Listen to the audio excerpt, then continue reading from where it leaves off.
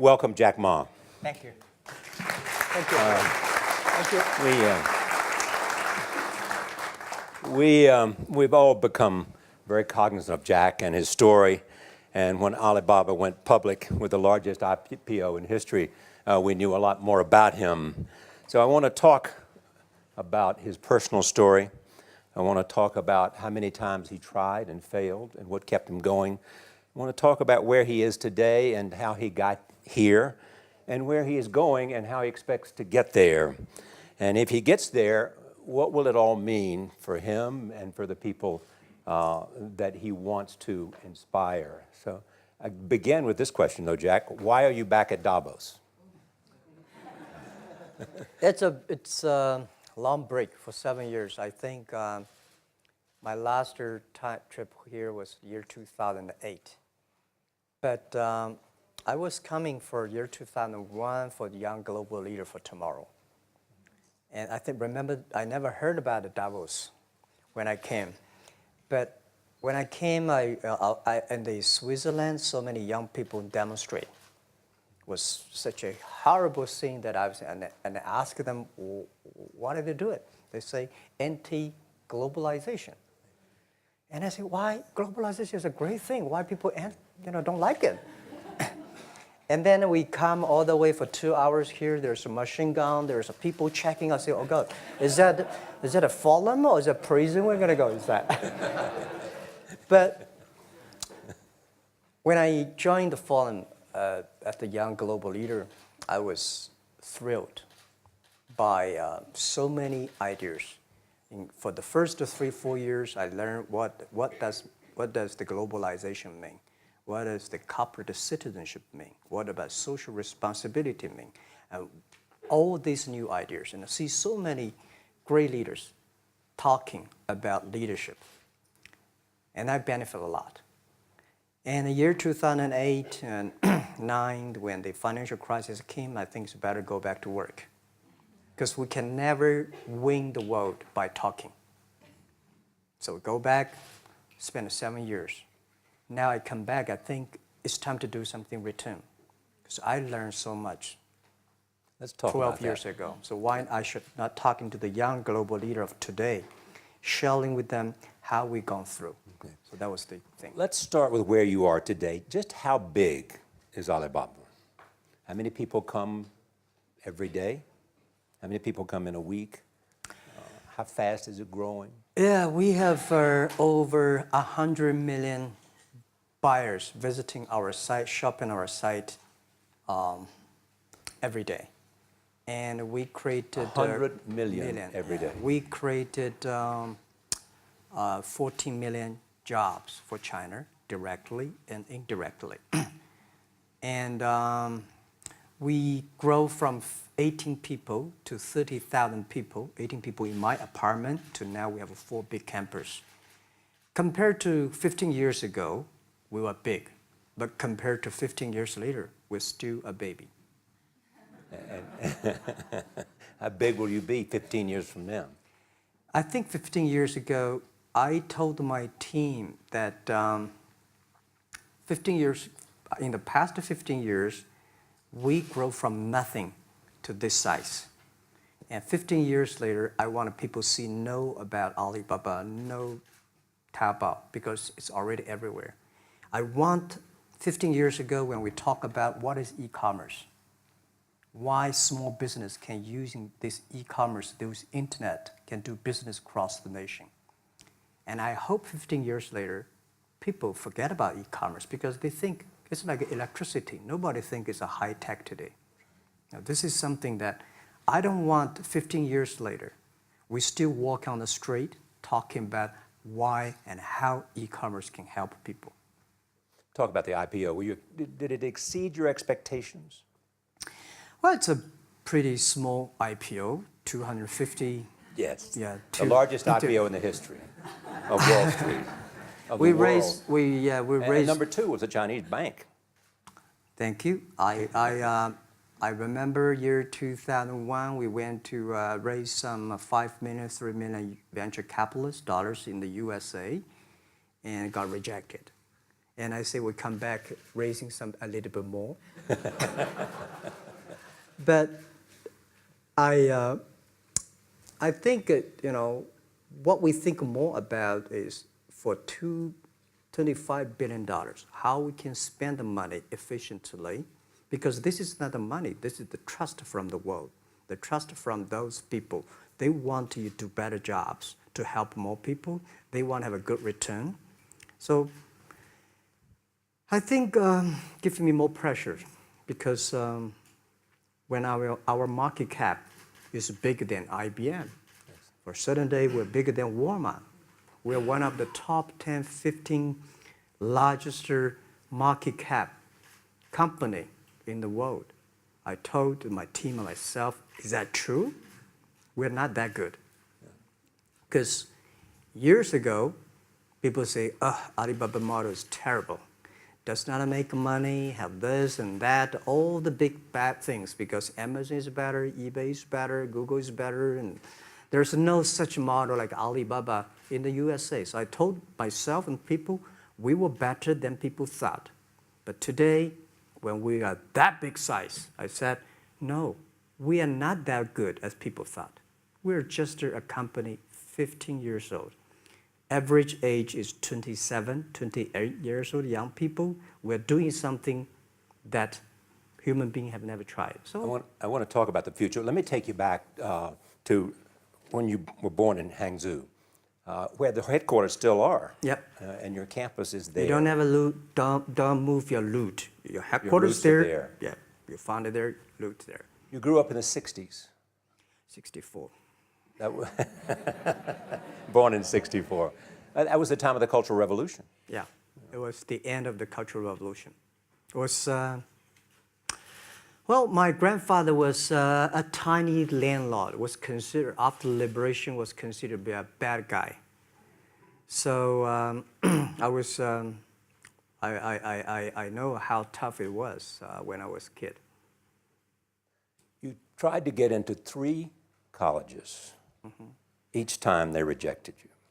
No, I tried. There is an examination that young people, if you want to go university, you have to take the examinations. So I failed 3 times. Right. But a lot of fail. I failed for funny things that I failed a key primary school test for 2 times. And I failed 3 times for the middle schools.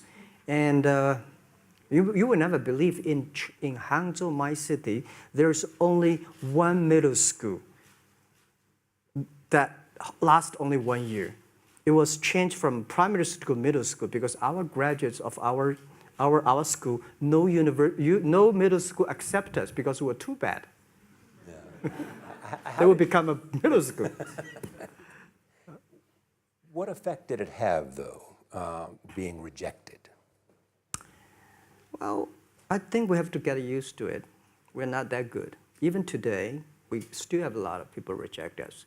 I think when I graduated from universities, and before I, for 3 years, I tried to fill in the universities. So I applied jobs for 30 times, got rejected. I went for a police, they said, no, you're not good. I went to even the KFC. When KFC came to China, come to my city, 24 people went for the job. 23 people were accepted. I was the only one guy. And we went for police. 5 people, 4 of them accepted. I was the only guy that I received it.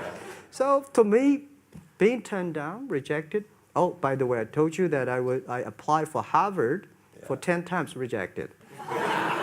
I know I'll be rejected. I just don't want to say that. They're sorry now. 10 times you wrote them and said, I'd like to come to Harvard. Yeah. And then I told myself, someday I should go teach there, maybe. I think that can be arranged. Richard Nixon came to Hangzhou. Yeah. And after that, tourists flooded the place. Yeah. And that's how you learned English. Yeah. I really like I don't know why, at 12, 13 years old, that time I suddenly fell in love into the language, the English. And there's no place you can learn English at that time. There's no books, English books. So I went to the Hangzhou Hotel, now called Hangzhou Shangri-La Hotel, because that was the hotel can receive the foreign visitors. So every morning for 9 years, I showed them around as a free guide, and they taught me English. And I think that changed me. Today, I'm 100% made in China. I've never got a one-day train outside China. Yeah. And when people talk to me, say, Jack, how can you speak English like that? Why sometimes you talk like an Western guys? I think that was the 9 years. These Western tourists opened my mind because everything they told me are so different from the things I learned from the schools and from my parents. So now I have a habit. Whatever I see, whatever I read, I use my mind. Think about for 2 minutes. Is that how Ma Jun became Jack Ma? Actually, Jack, the name was given by a lady in tennis. She's a tourist. She came here and she said, came to Hangzhou. We become a pen friends. Ma Ring is so difficult to pronounce. So she said, do you have an English name? I said, don't. So can you give me an English name? She said, okay. She said, my father called it Jack. My husband called Jack. What do you think about Jack? I said, good. So I've been using that for that many years. Yeah. First visit to America, 1995? 1995, yeah. I would come here for a project helping the local government to building up a highway. And you tried the internet. I tried the internet in Seattle. And in a building called the USA Bank. I don't know whether the USA Bank is still there or not, but it's a building. And my friend opened a small office, which is like only 10% bigger than this room. And there are a lot of computers in there. And he said, Jack, this is internet. I asked, what is internet? He said, search whatever you want. At that time, they used Mosaic, very slow, right? Yeah. And I said, I don't use it. I don't want to type because computer is so expensive in China. If I destroy it, yes, I cannot pay. He said, just to search it. So I searched the first word, beer. I don't know why, because it's easy to spell, baby. And I see beers from Germany, beers from USA, beers from Japan, but there's no beer from China. And I say, okay, type the second word is China. No data. Nothing. Nothing. And I said, 1995. 1995, no data about China. So I talked to my friend, why not make something about China? So we made a small, very ugly looking page called China. It's something like I did a translation agency, we listed on there. It was so shocking. We launched at 9:40 in the morning. 12:30, I got a phone call from my friend. He said, Jack, you got 5 emails. I said, what is email? And they say, these are the things. So people so excited. Where are you? This is the first time I see a Chinese website on that. How can we can we do something together? So I think this is something interesting. So we should do it. Why did you call it Alibaba? Alibaba? Well, when I started, I think internet is global. We should have a global name. And a name that, interesting, like at that time, the best name is Yahoo. Right, so I've been thinking for many days, suddenly think Alibaba is a good name. So I happened to be in San Francisco that day. I did have a lunch, and the waitress came. I asked her, do you know about Alibaba? She said, yes. I said, what is Alibaba? She said, Open Sesame. Good. So I went on the street, asked about 10, 20 people. They all know about Alibaba, 40 Thieves, and Open Sesame. And I think this is a good name. And start with A. Whatever you talk about, Alibaba is always top. You have said before that in creating Alibaba, you had to create trust. Yep. Because people in China were used to face-to-face. Yeah. How did you create trust? I think because we started about doing business on internet. I don't know you, you don't know me. So how can you do things online unless you have trust? So for e-commerce, the most important thing was trust. I think when I first went to USA for raising money, talk to the venture capitalists, a lot of people say, oh, Jack, no. China doing business by the guanxi. How can you do business on internet? And I know that without the trust system, the credit system, it's impossible to do business. So in the past 14 years, everything we do is trying to build up the trust system, the record system. Well, Charlie, I'm so proud today when I talk to the young. Today in China and in the world, people don't trust each other. The government and people and media and everybody think, this guy's cheating. But because of e-commerce, we finish 60 million transactions every day. People don't know each other. I don't know you, I send products to you. You don't know me, you wire the money to me. And I don't know you, I give a person a package, I don't know him. He took something to cross the ocean, cross the river, and send. This is the trust. We have at least 60 million trust happening every day. But you created it by creating an escrow account in the beginning. Yep. And so you keep the money until they got the product. Yeah. And then you release the money. That's true. I mean, the escrow service is about Alipay. When I had, this idea, I would love Davos, because it was a big decision. Because for first 3 years, Alibaba is just like e-marketplaces for information. What do you have? What I have? We talk a lot of time, but don't do any business because there is no payment. I talk to the banks. No banks want to do it. Banks say, no, this thing never work. So I don't know what to do. Because if I start to launch a payment system, it's against the financial legal laws. Because you have to have a license. But if I don't do it, e-commerce will go nowhere. So then I went to Davos. I listened to a leadership discussion. Leadership is about responsibility. And after I listened to that panel, I give a call to my friends, my colleagues in my apartment, say, do it now, immediately. If something wrong, the government not happy about that, if one body has to go to the prison, Jack Ma go to the prison. Because it is so important for China, for the world, to build up the trust system. And if you did not do it, I said, and do not do it properly, stealing money, money wash, no trust record, I send you to the prison. So that was the thing. And people don't like it. So many people I talked to at that time for Alipay, they say, this is the stupidest idea you have ever got. But I say, I don't wear the stupid clever as long as people use it. Now we have 800 million people using this Alipay. Stupid things, if you do it, is better. Alipay is a privately held thing. It's not part of Alibaba. No, it's a private. Let me talk about money for a second. Yeah. You have never gotten money from the Chinese government? No. None. I want it at the beginning, and later I don't want it, because I think if the company always think about picking money from out of the government pockets, that company is rubbish. Think about how can you make money from the customers and market and then help customers succeed. That's our philosophy. No money from Chinese banks? No. No. I at that time I want, and now they want to give me, I don't want it. Yeah.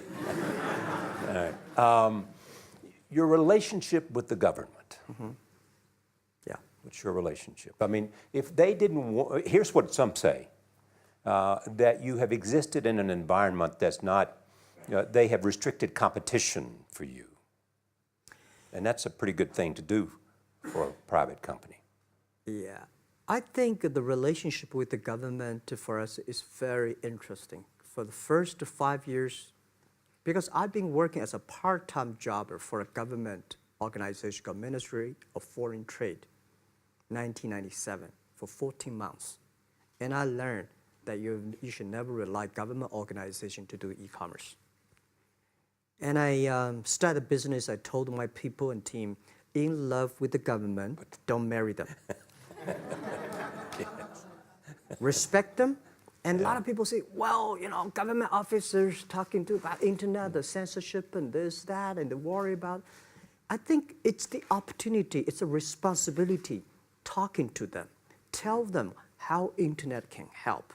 So you tell them we create jobs. Oh yeah, I think a lot of people debate and fight against them.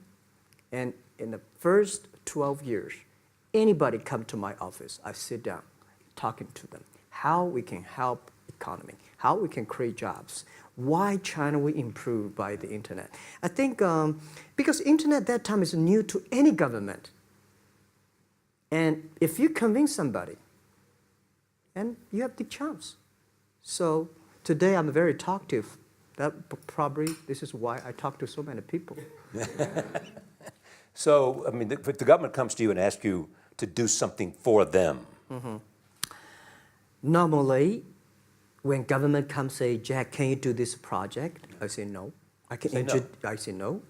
I can introduce some friends who are interested in doing that for you. But if they continue to want me to do it, I say, okay, I do it, but I don't charge. I hope next time don't come to me again. But recently, we help some government organizations do it. For example, every Spring Festival, the train ticket is so difficult. Hundreds and thousands of farmers work in the cities. In the Spring Festival, they go to the hometown. But when they order tickets on the whole system crashed for 5 years. So I told my young people, go support them. Don't charge anything. Because I don't want to see millions of farmers go back to city and they cannot buy the tickets. So it's something that it's not for money. It's something it's not for the government. It's for the millions of people. They can buy tickets in the snowy night and they don't have to wait. They just use mobile phone, online, they get ticket. One way stop along the route to where you are in that big IPO was Yahoo. Jerry Yang gave you invested $1 billion. Yeah. $1 billion. Yeah. It turned out to be a pretty good investment for Yahoo.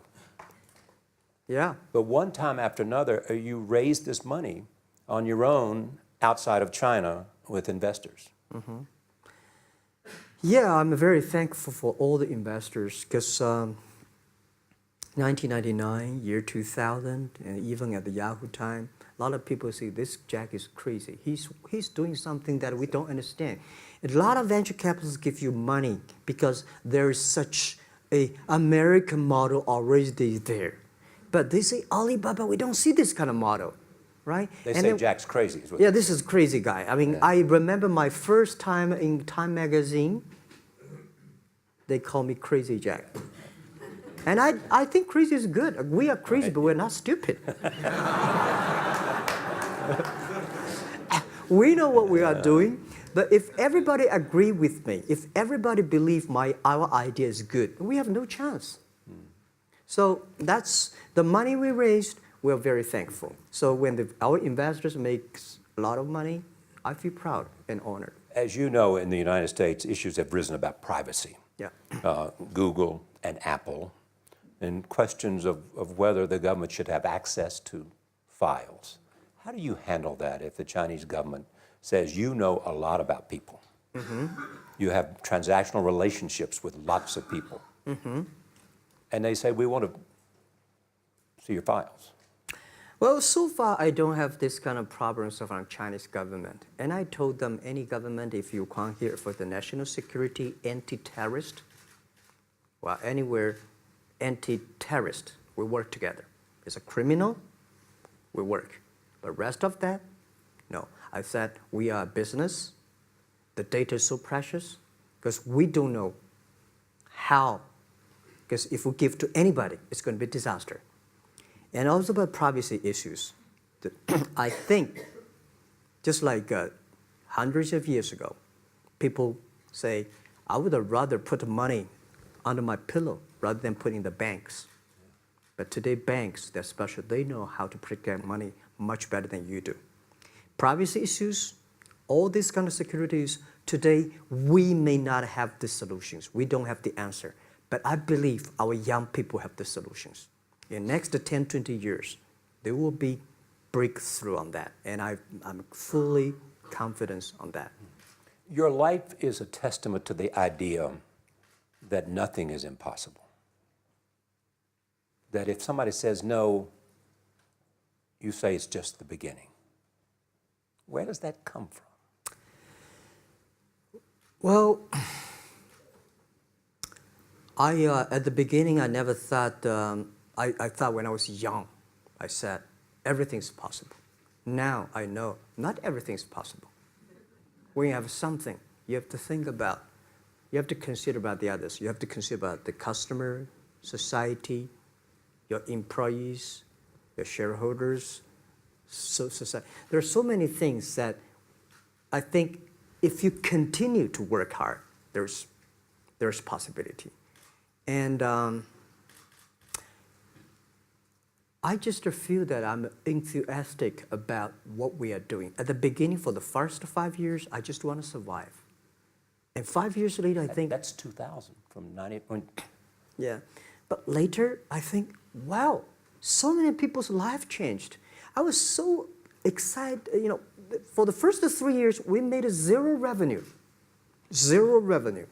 But we are so excited to continue to work. You know what happened? I remember many times when I go to a restaurant and have dinner, somebody came, when I was trying to pay the bill, the owner of the restaurant came to say, "Sir, your bill is paid by someone."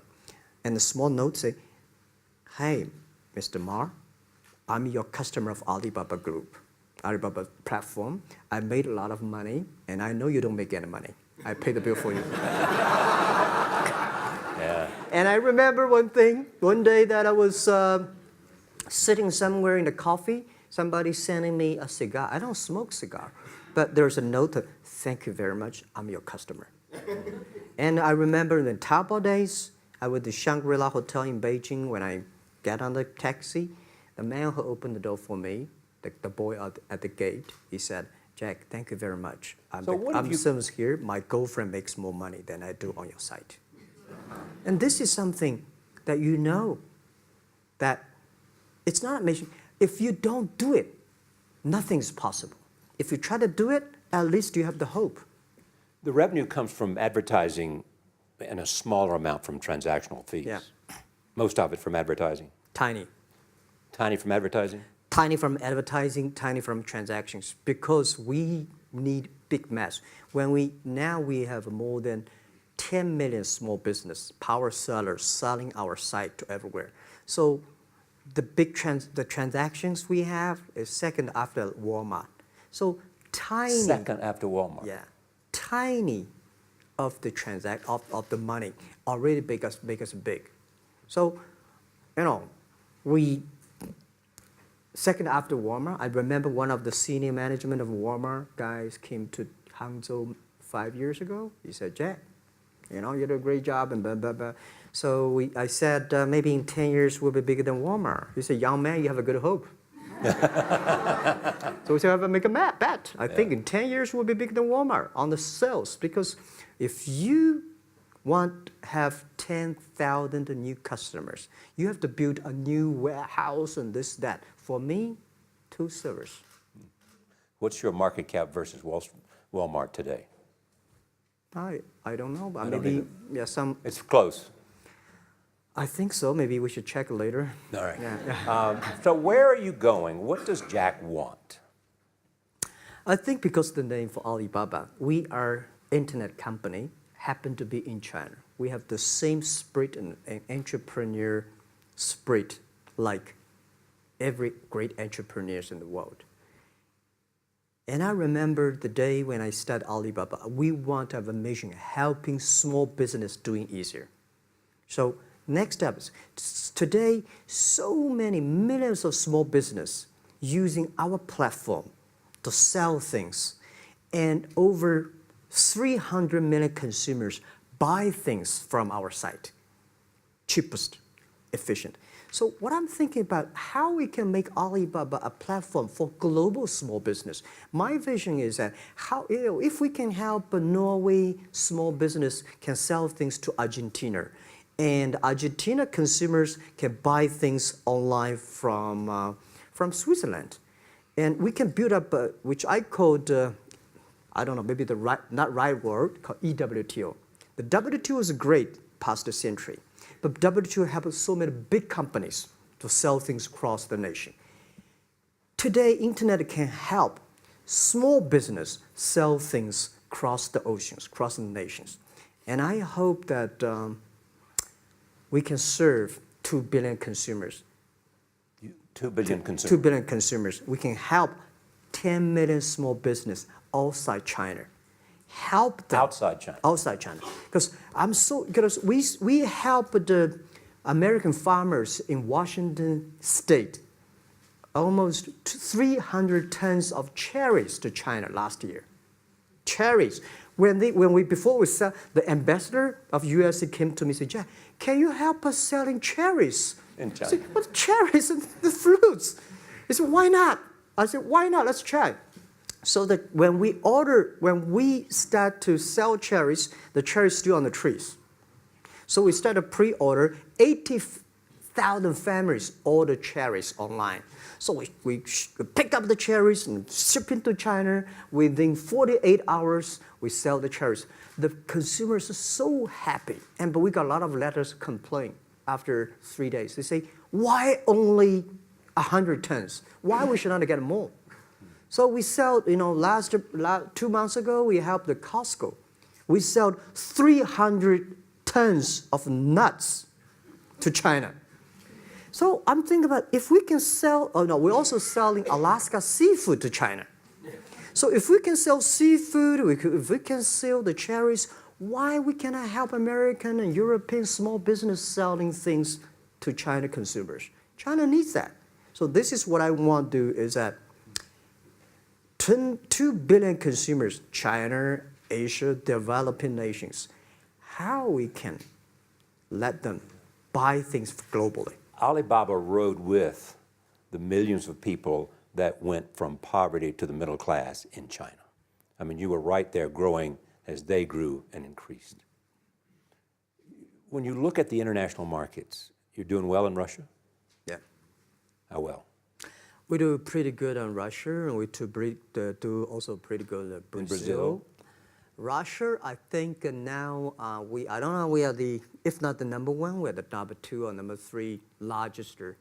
E-commerce. E-commerce. I remember last year we had a campaign. The campaign is that a lot of Russian girls and boys want to buy things from China. You know how many days a Russian girl placed an order and received the products from China? 2 years ago, 4 months. Even that, people are so happy about all the thing. And last year, the campaign, within 1 week, we crashed the whole logistics system of Russia. All right. You were also seen in Hollywood. Yeah. What are you doing in Hollywood?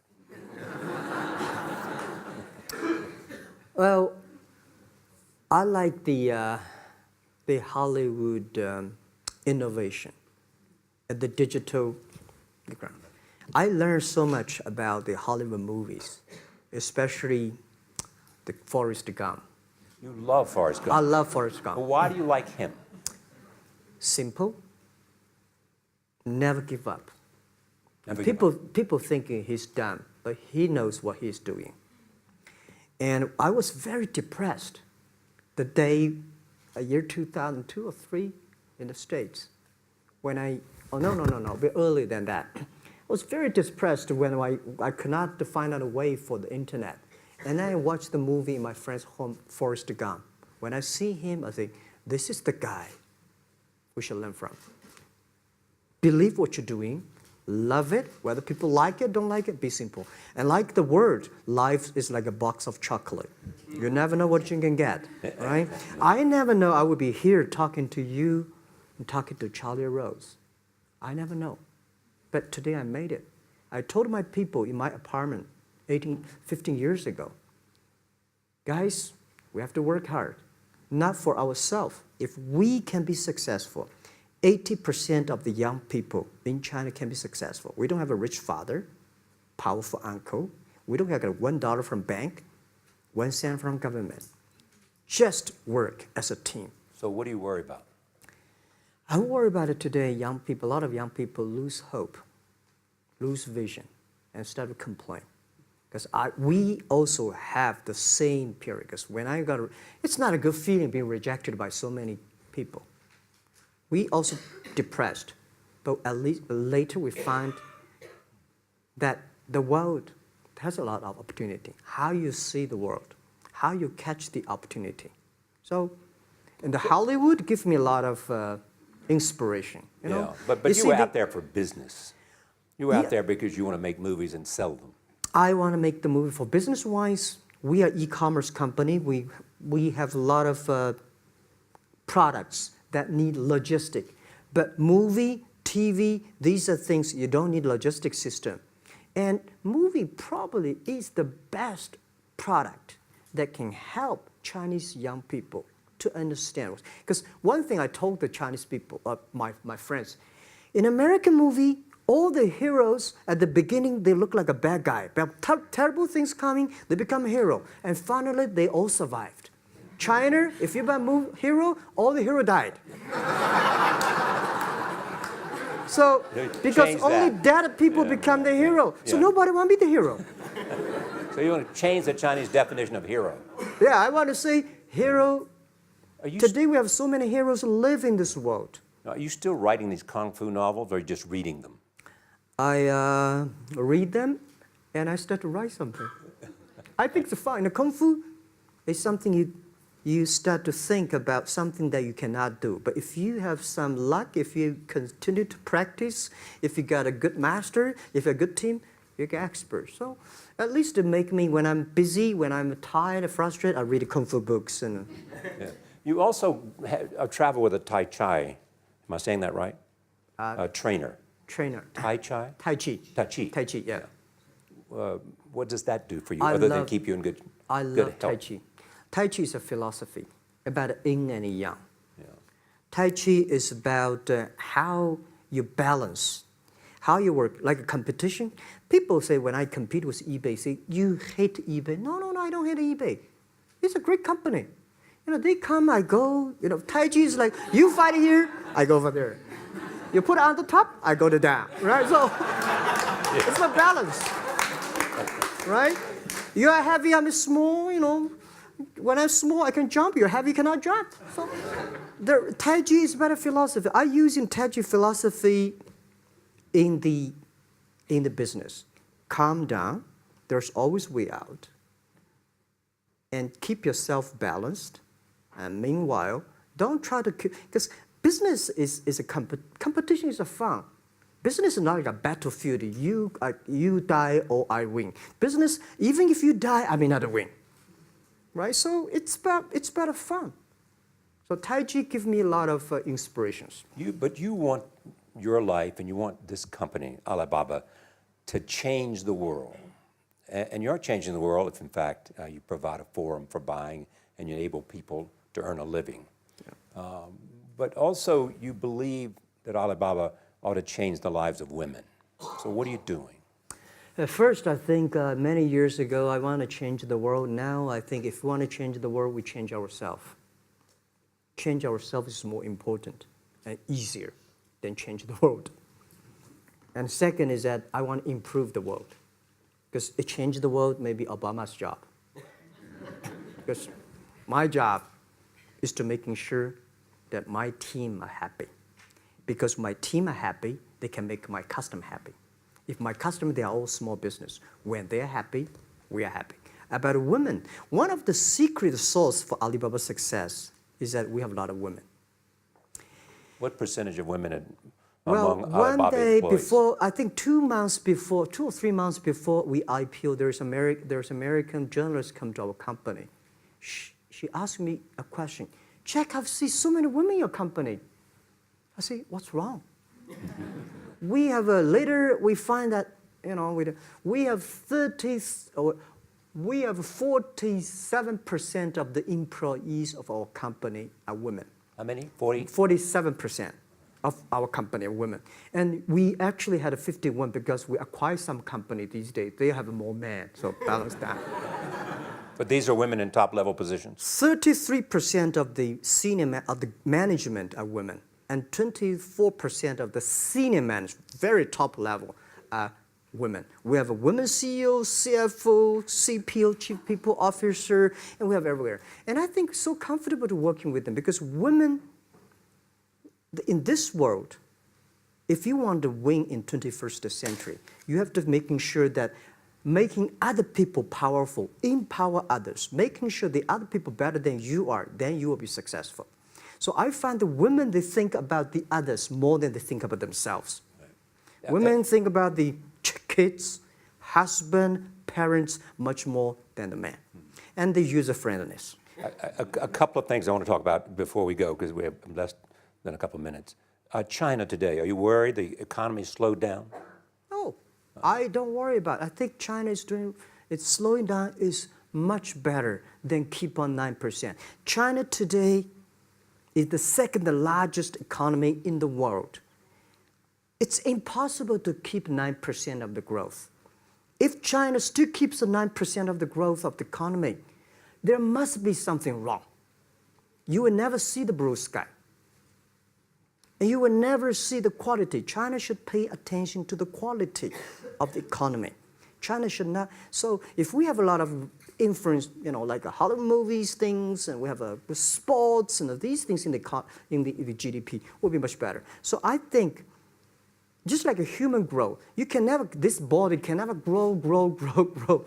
Certain time, the slow of growth of a body is slow, but you should grow your mind, grow your culture, grow your value, grow your wisdom. I think China is moving to that direction. And you saw Modi in India?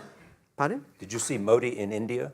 Not yet. I'm looking forward to that. So you'll go to India. Yeah. Finally, there's this. You're one of the world's richest people. Your company is one of the world's richest companies. What do you want beyond Alibaba? Well, about richest people, I was really not happy in the past 3 months when people say Jack Ma is the richest people of China. Global celebrity, they said. No, I'm not. When I started the business, you are. I never thought, because how many? Yeah, maybe I am. Not, but I think 15 years ago, in my apartment, my wife was at that time one of the 18 founders. I asked her, "Do you want your husband to be a rich person?" I never said rich person in China, rich person in Hangzhou, or you want your husband to be a respected person. She said, "Of course, respected." Because she never believed, and I don't believe we'll be rich people. We just want to survive. But I believe when you have $1 million, that's your money. When you have $20 million, you start to have a problem. You worry about inflation, which stock to buy and this, that, had to come. When you have $1 billion, that's not your money. That's the trust society gives on you. They believe you can manage the money, use the money better than the government and the others. So I think today, I have the resources, do more things. With the money we have, with the influence we have, we should spend more time on the young people. And I would say,